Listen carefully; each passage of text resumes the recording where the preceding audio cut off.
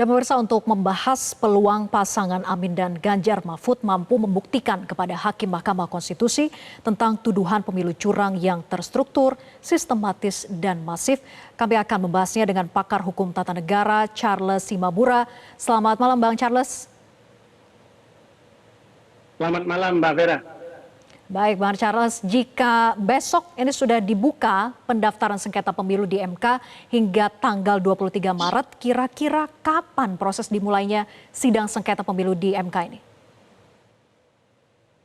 Kalau dari rangkaian kegiatan itu ya, yang jelas itu kan ada waktu 3 hari, jadi di kira-kira tanggal 23 akan ditutup, lalu nanti akan ada pemeriksaan berkas permohonan, lalu juga mungkin ada mekanisme perbaikan permohonan. Nah, paling-paling nanti kalau ini sudah tanggal 22 ya, mungkin di awal-awal April baru nanti mulai akan masuk persidangan. Persidangan pun akan dimulai dengan pemeriksaan pendahuluan, nasihat dari Majelis Mahkamah Konstitusi kepada pemohon untuk memperbaiki permohonan, baru nanti masuk ke pokok perkara mungkin di minggu kedua atau di ujung minggu pertama begitu.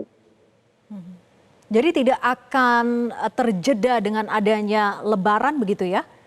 Hitung-hitungan Anda? Oh tidak, kalau dari yang saya lihat dari jadwal yang ada itu sepertinya itu tidak ada beda ya dengan Lebaran gitu. Oke. Karena memang waktu untuk menyelesaikan persidangan pun cuma 14 hari diberikan oleh undang-undang.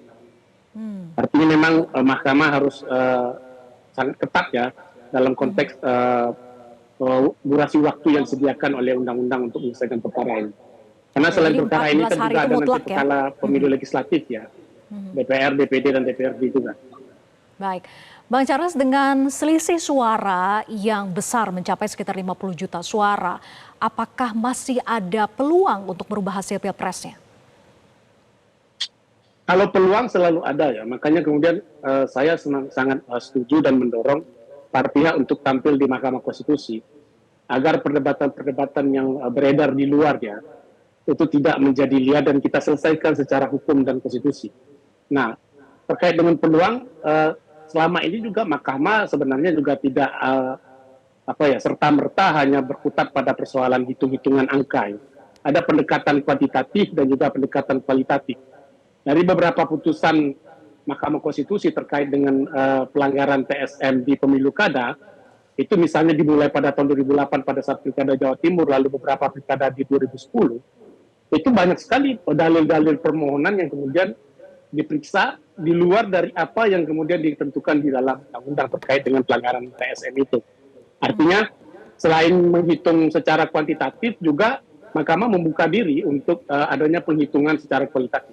Bahkan ya, kalau kita belajar dari perkara Pilpres 2019 sekalipun, beberapa dugaan-dugaan ataupun dalil dari pemohon terkait dengan pelanggaran TSM itu yang diajukan ada sekitar 9 kalau menurut catatan saya, misalnya terkait dengan penyalahgunaan anggaran, penyalahgunaan birokrasi, aparat keamanan, lalu anggaran pelibatan BUMN dan yang lain-lain, itu diajukan oleh pemohon dan kemudian diperiksa. Ya, lagi saya katakan diperiksa oleh Mahkamah Konstitusi, meskipun tidak terbukti ya. Jadi kita harus bedakan bahwa Mahkamah Konstitusi menolak memeriksa pelanggaran TSM atau kemudian tetap memeriksa dan itu tidak terbukti. Ini lain hal. Nah, tinggal lagi dengan demikian para pihak yang nanti akan mengajukan permohonan tidak perlu ragu untuk mendalilkan pelanggaran-pelanggaran TSM itu sepanjang mereka bisa membuktikan. Kita memang belum punya presiden terhadap perkara Pilpres ya, yang kemudian pendekatannya itu adalah pendekatan kualitatif yang lalu diperiksa oleh Mahkamah dan dikabulkan. Selama ini memang kemudian pendekatan kualitatif yang digunakan terhadap dalil TSM itu masih pada posisi yang belum terbukti dan dapat dibuktikan oleh para pemohon. Oke, jadi menurut Anda pembuktiannya akankah sulit untuk terungkap gitu ya dari kubu 01 maupun juga kubu 03 menghadirkan ke dalam sidang MK nantinya? Justru kalau saya lihat ya kalau kita mau bergeser dari pendekatan kuantitatif ya, memang selama ini kan selalu yang dikatakan sepanjang mempengaruhi hasil ya. Apakah dia mempengaruhi hasil penghitungan atau tidak? Kalau itu yang pendekatan yang dipakai, memang saya termasuk yang meyakini sulit untuk dilakukan karena range suara yang begitu besar. Tapi kan dalam beberapa pertimbangan Mahkamah Konstitusi juga menyatakan bahwa pelanggaran kualitatif itu bukan terjadi pada saat pencoblosan atau pemungutan suara saja, tapi sudah bisa mungkin terjadi di awal-awal sebelum proses pemilu itu berlangsung. Bahkan pada saat tahapan pemilu itu dilaksanakan misalnya dalam rangka kampanye dan yang lain-lain. Nah dengan demikian, tinggallah lagi ya para pemohon itu kemudian memperkuat dalil-dalilnya.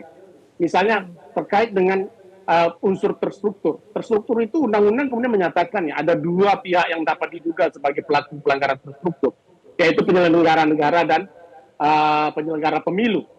Nah, kita tahu penyelenggara pemilu kita berapa kali itu kan mendapatkan sanksi ya dari DKPP, termasuk juga mereka diduga melakukan pelanggaran prosedur, termasuk juga keganjilan-keganjilan dalam rangka penghitungan dan rekapitulasi suara kemarin. Lalu bagaimana dengan pelanggaran terstruktur yang kemudian dilakukan oleh penyelenggara negara? Dalil ini yang kemudian kan selama ini berkembang ya di tengah-tengah masyarakat, yang kemudian juga kita lihat bersama ya, apakah terkait dengan pelibatan aparat, penggunaan dana negara dan yang lain-lain. Ya. Dan menurut saya ini juga persis sama ya dalil yang disampaikan pada saat 2024 ini dengan apa yang kemudian disampaikan 2019.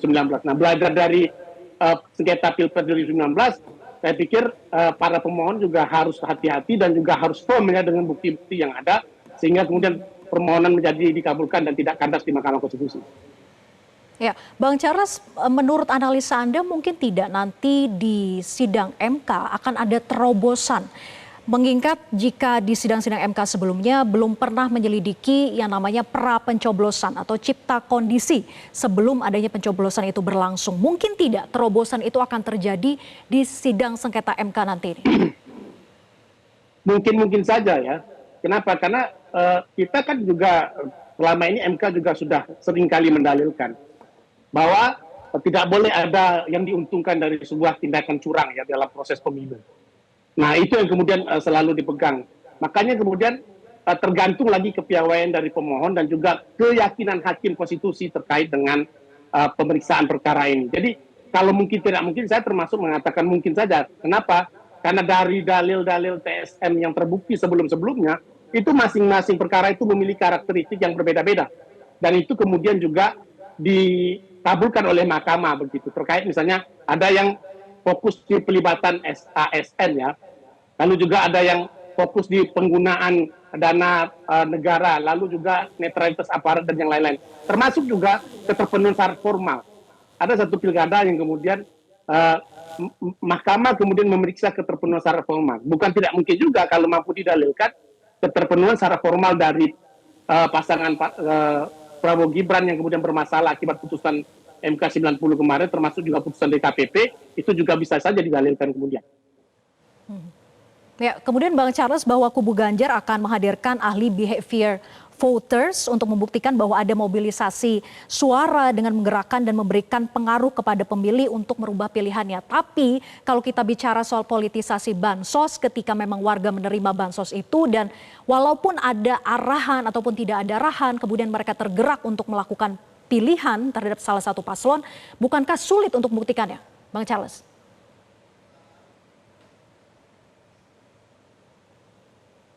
Baik, Bang Charles masih bergabung bersama kami. Nampaknya kita mengalami gangguan komunikasi dengan Charles Simabura, pakar hukum tata negara. Baik, kita coba kembali, Bang Charles. Halo, ya. Sudah terhubung lagi? Mbak Hera, silakan. Mohon maaf terputus. Oke, Bang Charles, jadi kubu 03 ini rencananya akan menghadirkan ahli behavior voters untuk membuktikan nanti di sidang MK bahwa ada pengaruh menggerakkan maupun juga mobilisasi suara melalui politisasi bansos. Tapi kalau kita melihat begitu ya, bahwa ketika memang bansos itu dibagikan kepada warga dan walaupun ada arahan atau tidak ada arahan, kemudian mereka secara sadar tidak sadar tergerak untuk memilih salah satu paslon, bukankah sulit untuk membuktikannya? Nah, disinilah yang kemudian saya pikir kebaruan yang kemudian dimunculkan ya. Jadi dalil-dalil termasuk juga ahli yang dihadirkan itu kan sangat berbeda ya dengan apa yang kemudian dulu kita alami di 2019. Makanya kemudian kan sekarang itu kita pada posisi yang sangat-sangat beyond the persoalan kuantitatif ya, beyond quantitative approach gitu ya. Jadi di atas dari persoalan sekedar kesalahan hitung, juga manipulasi angka, markup dan segala macam.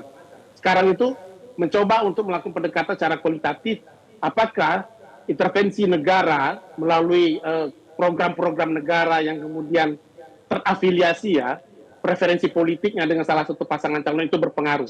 Bagian ini yang saya pikir menarik dan perlu dibuka di dalam persidangan Mahkamah Konstitusi, agar publik juga mengetahui bahwa kejahatan pemilu itu tidak semata-mata kemudian hanya sekedar mengubah angka ya, lalu memanipulasi jumlah suara, tapi bagaimana mempengaruhi preferensi politik orang jauh sebelum proses pemilu itu dilakukan.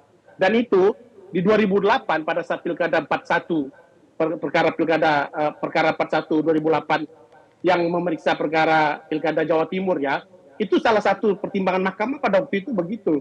Dia nyatakan bahwa pelanggaran yang kualitatif itu terjadi sebelumnya dengan aktivitas-aktivitas ketidaknetralan para penyelenggara negara. Para menteri yang kemudian terbukti di Bawaslu tidak diberikan sanksi apa-apa, hanya sekedar teguran. Padahal dia sudah memberikan manfaat terhadap keterpilihan. Walaupun ya secara kuantitatif kita tidak bisa memastikan berapa angka yang berpengaruh. Nah, kalau itu yang dilakukan, saya pikir kita kembali lagi ke pendekatan kuantitatif. Makanya bagaimana kita bisa menarik mahkamah untuk bergeser, tidak hanya terkunci dari hitung-hitungan angka itu yang sebenarnya pada perkara-perkara sebelumnya itu sudah dilakukan oleh Mahkamah Konstitusi, dan saya pikir kita menunggu progresivitas Mahkamah Konstitusi dalam perkara Pilpres 2024 yang permohonannya menurut saya dalilnya mirip dengan 2019, tapi approach-nya, pendekatannya, pembuktiannya, lalu juga pelakunya itu berbeda sekali. Makanya ini menjadi sangat berbeda.